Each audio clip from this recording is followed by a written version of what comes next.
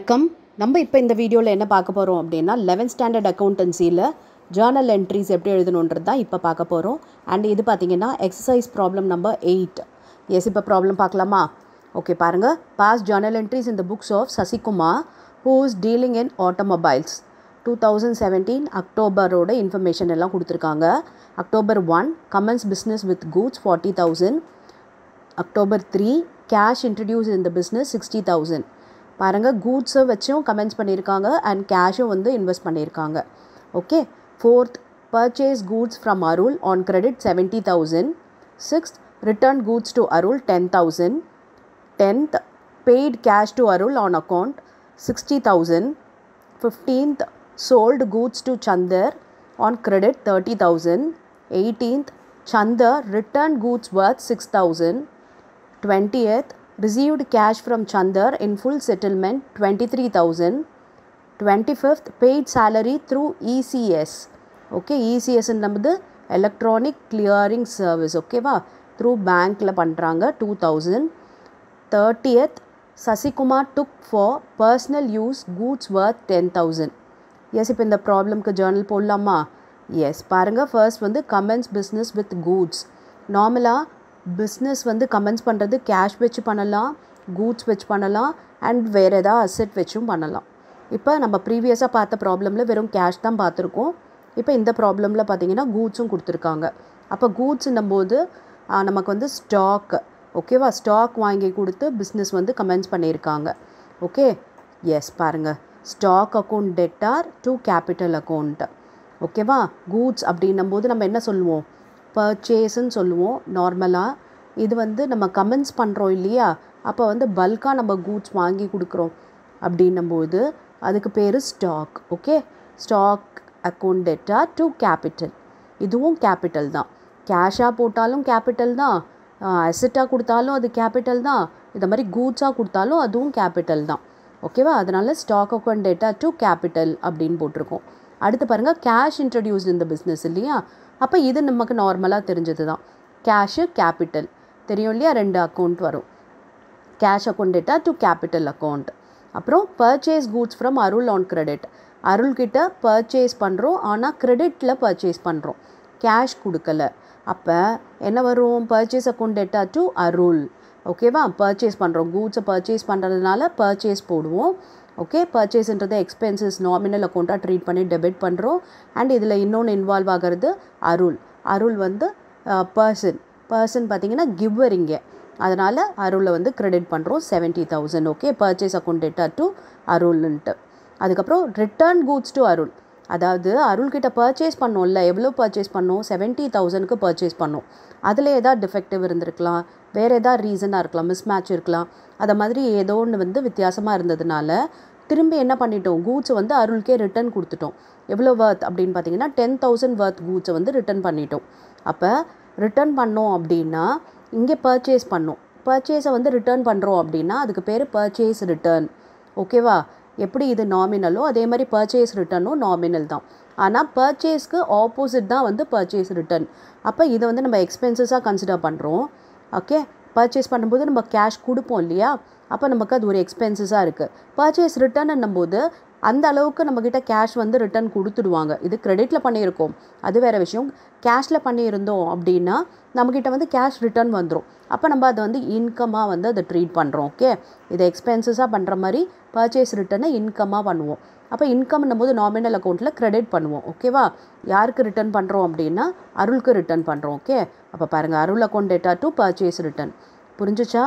பர்ச்சேஸ்க்கு ஆப்போசிட்டாக purchase return யார்கிட்டேருந்து வருது அப்படின்னு பார்த்தீங்கன்னா அருள்கிட்ட தான் கொடுக்குறோம். அருள்கிட்ட வாங்கினோம், அருள்கிட்டயே திருப்பி கொடுக்குறோம். ஓகேவா? நெக்ஸ்ட்டு பாருங்கள், paid cash to Arul on account. Actually பாருங்கள், நம்ம கிரெடிட்டில் வாங்கினோம்ல 70,000, அதில் 10,000 ரிட்டர்ன் பண்ணிட்டோம். அப்போ அவனுக்கு கொடுக்க வேண்டியது எவ்வளவு? 60,000 தான் இல்லையா? அந்த அமௌண்ட்டை இப்போ பே பண்ணுறோம். பெய்ட் கேஷ் டு அருள். அப்போ இதில் 2 இன்வால்வ் ஆகிற அக்கௌண்ட் எது அப்படின்னு பார்த்தீங்கன்னா அருளும் கேஷும் தான். அருள் இங்கே என்ன பண்ணுறாரு? ரிசீவ் பண்ணுறாரு. அப்போ டெபிட் த ரிசீவர், கேஷை வந்து பே பண்ணுறோம். So Arul account debtor to cash 60,000 கொடுத்தாச்சு. ஓகே, அடுத்து பாருங்கள், sold goods to Chandar on credit. எப்படி பர்ச்சேஸ் பண்ணோம்ல கிரெடிட்டில், அதே மாதிரி சேல் பண்ணுறோம் சந்தருக்கு. சந்தருக்கு வந்து என்னத்தில் சேல் பண்ணிருக்கோம், கிரெடிட் சேல் பண்ணியிருக்கோம். அப்போ சேல்ஸுன்றது என்னது, நமக்கு வந்து இன்கம்னும் போது நாமினலில் கிரெடிட் பண்ணுவோம். யாருக்கு பண்ணுறோம், சந்தருக்கு பண்ணுறோம். கேஷ்க்கு பண்ணியிருந்தா கேஷை வந்து டெபிட் பண்ணியிருக்கலாம். இப்போ கேஷ் கிடையாது, சந்தருக்கு தான் கொடுத்துக்குறோம். அப்போ சந்தர் தான் ரிசீவர். அப்போ Chandar account debtor to sales. ஓகேவா? அடுத்து பாருங்கள், சந்தர் ரிட்டன் கூட்ஸ் வர்த் 6,000. 30,000க்கு சந்தருக்கு கொடுத்துருக்கோம் கூட்ஸு. 30,000 கொடுத்ததில்ல, அதுக்கு அவருக்கு ஏதோ ஸ்பெசிஃபிகேஷன் படி இல்லையோ இல்லை ஏதோ டேமேஜோ ஏதோ ஒரு ரீசனால் என்ன பண்ணுறாரு, ரிட்டர்ன் பண்ணுறாரு. எவ்வளோ வர்த் கூட்ஸ் ரிட்டர்ன் பண்ணுறாருன்னா 6,000 கூட்ஸ் ரிட்டர்ன் பண்ணுறாரு. அப்போ எப்படி நம்ம பர்ச்சேஸை ரிட்டர்ன் பண்ணால் பர்ச்சேஸ் ரிட்டர்ன் சொன்னோமோ அதே மாதிரி நம்ம சேல் பண்ணதை நமக்கு ரிட்டர்ன் வந்துச்சு அப்படின்னா அது பேர் என்னது, சேல்ஸ் ரிட்டர்ன். ஓகேவா? அப்போ சேல்ஸ் ரிட்டர்ன் வந்து இங்கே சேல்ஸுன்றது நம்ம கிரெடிட்டில் எழுதுகிறோம். அப்போ சேல்ஸ் ரிட்டர்ன்ன்றது என்னது, ஜஸ்ட் ஆப்போசிட். அதை என்ன பண்ணுவோம்னா டெபிட்டில் பண்ணுவோம் டு சந்தர். ஓகேவா? யார்கிட்டேருந்து நமக்கு ரிட்டர்ன் வருது, சந்தர்கிட்டேருந்து வருது, கிவர். இது வந்து சேல்ஸ் ரிட்டர்ன் டெபிட் பண்ணியிருக்கோம். புரிஞ்சுதா? எஸ். நெக்ஸ்ட் பாருங்கள், received cash from Chandar in full settlement.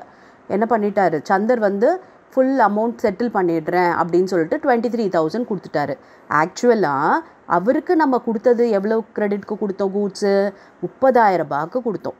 பாருங்கள், sold goods to Chandar on credit 30,000. 30,000 நம்ம வந்து சந்தருக்கு கொடுத்தோம். அதில் சந்தர் வந்து எவ்வளோ கூட்ஸ் வர்த் ரிட்டர்ன் பண்ணிட்டாரு, 6,000 ரிட்டர்ன் பண்ணிட்டாரு. அப்போ அவர்கிட்ட எவ்வளோ இருக்குது, 24,000 வர்த் கூட்ஸ் வச்சுருக்காரு. ஆனால் அவர் ஃபுல் செட்டில்மெண்ட் நான் பே பண்ணுறேன்ட்டு 23,000 தான் பே பண்ணுறாரு. அப்போ அர்த்தம் என்னென்னா டிஸ்கவுண்ட் அவருக்கு கொடுத்துருக்கோம். ஆக்சுவலி அவர் கொடுக்க வேண்டியது எவ்வளவு, 24,000. ஆனால் அவர் கொடுத்துருக்கிறது 23,000 இன் ஃபுல் செட்டில்மெண்ட்டுன்னு சொல்லிட்டாரு. இதுக்கப்புறம் தரமாட்டோம், முடிஞ்சு போச்சு அப்படின்றது தான் அதோட அர்த்தம். ஃபுல்லாக செட்டில் பண்ணிடுறோம் அப்படின்ட்டு. அப்போ 1,000 rupees இவருக்கு என்ன அப்படின்னா டிஸ்கவுண்ட் அலவுட். ஓகே, சந்தருக்கு நம்ம வந்து டிஸ்கவுண்ட் கொடுத்துருக்கோம். டிஸ்கவுண்ட் கொடுத்தோன்னா அது என்னது, எக்ஸ்பென்சஸ் தான். ஓகேவா? டிஸ்கவுண்ட் நமக்கு கிடச்சதுன்னா அது நமக்கு இன்கமாக இருக்கும். டிஸ்கவுண்ட்டுன்றது எக்ஸ்பென்சஸ். அப்போ நாமினலில் எக்ஸ்பென்சஸை வந்து நம்ம டெபிட் பண்ணுவோம். அவர்கிட்டருந்து எவ்வளோ ரிசீவ் பண்ணுவோம், 23,000 ரிசீவ் பண்ணியிருக்கோம். அப்போ கேஷை வந்து ரிசீவ் பண்ணியிருக்கோம். வாட் கம்ஸ் இன் அப்படின்னா டெபிட் பண்ணோம். Cash account debtor, discount account debtor to Chandar. புரியுதா? டிஸ்கவுண்ட் அலவுட் இது பேர். டெபிட்டில் வந்துச்சு அப்படின்னா அது டிஸ்கவுண்ட் அலவுட். கிரெடிட்டில் அப்படின்னா அது டிஸ்கவுண்ட் ரிசீவ்டு. எப்போ டெபிட்டில் வரும் எப்போ கிரெடிட்டில் வரும் தெரியுதா? அதாவது நமக்கு கொடுக்க வேண்டிய பணத்தில் அவங்க வந்து கம்மியாக கொடுத்துருக்காங்க. அப்போ நம்ம வந்து அவங்களுக்கு டிஸ்கவுண்ட் கொடுத்துருக்கோன்னு அர்த்தம். ஓகே, இப்போ நம்ம கொடுக்க வேண்டிய பணத்தில் நம்ம கம்மியாக கொடுத்தோம்னா நம்ம டிஸ்கவுண்ட் ரிசீவ் பண்ணியிருக்கோன்னு அர்த்தம். புரிஞ்சுதா? எஸ். நெக்ஸ்ட்டு பாருங்கள், paid salaries through ECS. Salary பே பண்ணியிருக்காங்க. நார்மலாக பெய்ட் சேலரினா கேஷ்ன்னு சொல்லுவோம். இப்போ வந்து த்ரூ இசிஎஸ்ன்னு சொன்னதுனால bank. Okay, salary account debtor to bank. புரிஞ்சுதா? Next Sasikumar took for personal use goods worth. அதாவது கேஷை யூஸ்வலாக வித்ட்ரா பண்ணுவாங்க. கேஷை வித்ட்ரா பண்ணி பர்சனல் யூஸ் அப்படின்னு சொல்லுவாங்க. அப்போ ட்ராயிங் டு கேஷ்ன்னு சொல்லுவோம். இங்கே பார்த்தீங்கன்னா நமக்கு என்ன இருக்குது, கூட்ஸ் எடுத்திருக்காரு.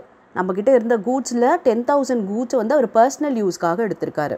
அப்போ கூட்ஸ்ன்னும் போது கூட்ஸ்க்காக நம்ம இங்கே என்ன வார்த்தை போடுறோம், பர்ச்சேஸ்ன்ற வார்த்தையை போடுறோம். ஓகே, ட்ராயிங் தான் இதுவும்.